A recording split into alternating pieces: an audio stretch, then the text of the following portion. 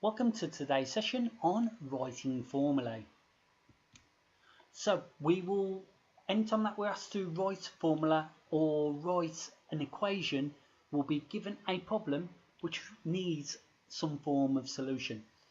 This could be actually a written problem, or it could be a diagram where we are asked to actually give some form of solution, but there'll always be information given to us. I'm going to be using exam questions as an example for this to show how to write formula for certain problems that we can see. My first one is Kassam is 34 years older than his daughter. He's also 3 times older than she is. Can we find Kassam's age? Now, we do not know what Kassam's age is, but from this, we know from his daughter's age, his age is going to be x plus 34, because he's 34 years older. So whatever his daughter's age is, we're going to call that x. So x plus 34, but he's going 3 times older than she is. So 3 times x, or 3x. Now, daughter can only be one age, in which case this and this must be equal. So I'm going to put the equation into a formula where they are equal. So I've got my x3 equals 3x. Now I'm going to rearrange this to solve the value of x, which will subsequently find the value of Kassam. So if I was to subtract x from both sides, this x would disappear. So I'd have 34 plus 3x minus x, which simplifies to 2x. Now if I was to divide both sides by 2, I would get 34 divided by 2, which is 17. So his daughter's age is 17. We've solved his daughter's age. We can now use this by substituting or repeating x back in one of our equations to find his age. Now, I'm going to use the x plus 34 because it's a lot easier to add than it is to multiply. So if we replace our x, substituting 17 for our x, plus 34, Kassam's age is 51 years old. And this is now solved.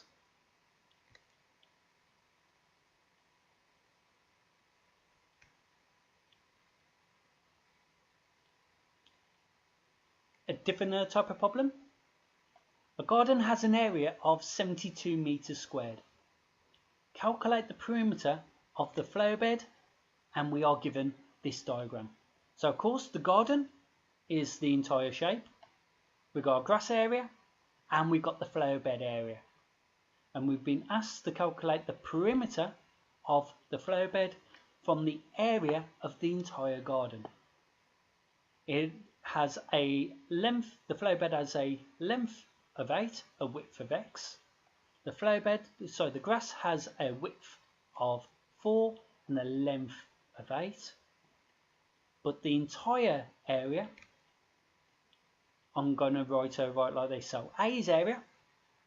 Normally to work out the area of a rectangle, it'll be length times width.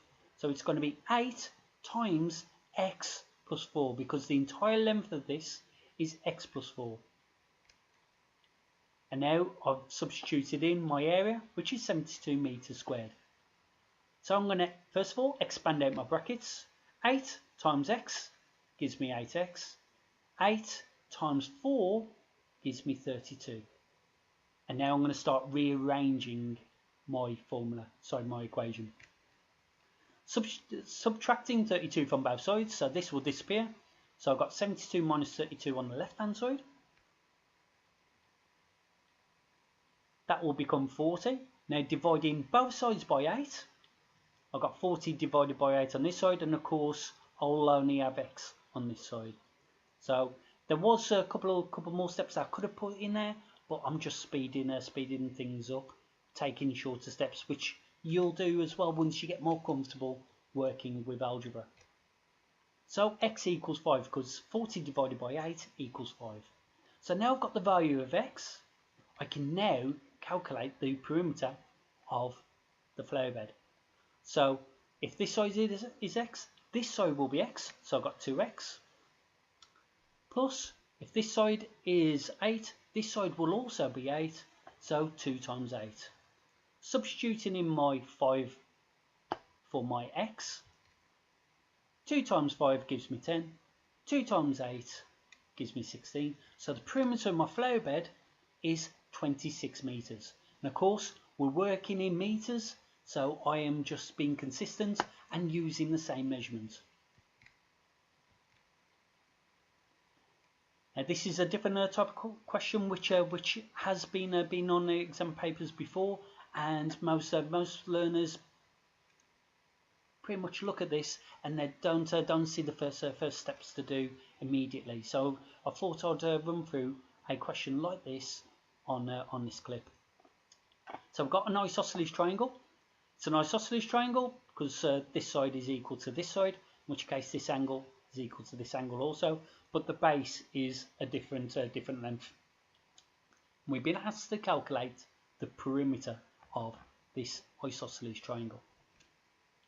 So, what makes an isosceles triangle an isosceles triangle is this side is equal to this.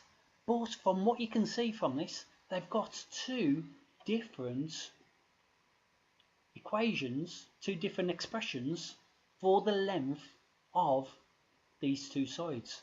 In which case, it's actually trying to prompt you to say that these two sides should be equal. So, let's use these two to find out what the value of x is, and we'll do that by putting this into a equation.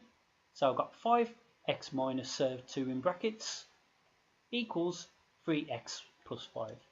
So of course, first thing I'm going to do is expand out my brackets. 5 times x is 5x, 5 times negative 2 is negative 10 equals 3x, and now I'm going to start rearranging. So if I subtract 3x from both sides, my 3x on the right hand side disappears, and I've got minus 3x on that side.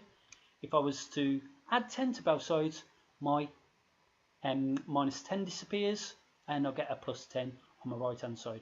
So I'm collecting like terms. 5 lots of x minus 3 lots of x, that'll be 2x. And 5 plus 10, that gives me 15. So if I divide both sides by 2, I get the value of just one single x, which is 15 over 2, which is 7.5. Now, if I was to use my knowledge of perimeter, I've got to add up each side of my triangle. So I'm going to substitute in 7.5 for everywhere I've got an x. And if I was to work all this out and multiply everything out and add and subtract, I'd end up getting 60 centimeters as the perimeter. So that was just a couple of different examples of using formula, writing formula to try and solve problems. Thank you very much for watching.